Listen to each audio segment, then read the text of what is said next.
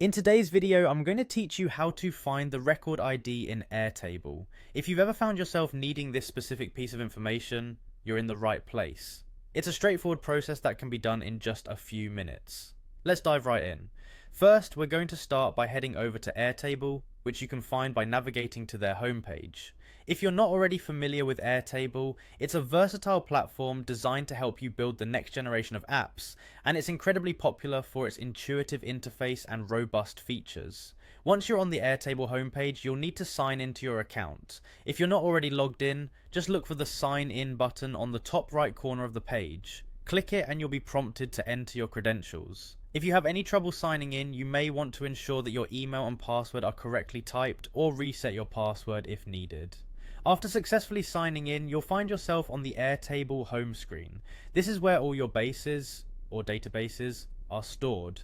Depending on your usage, it can be a bustling hub of various projects and tasks. Next, locate and select the base that contains the record whose ID you're searching for. Your bases are visually laid out to make navigation simple. Clicking on your chosen base will open it up, presenting you with all the different tables and data it contains. Now within your base, go through the records and click on the specific record you want to examine. This action will bring up more details about that record.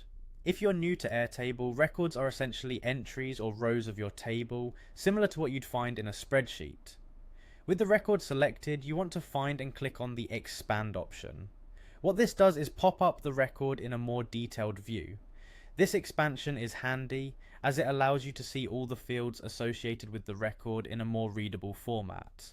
Finally, the last step is quite simple. In the expanded view of the record, look for the option that says Copy Record URL.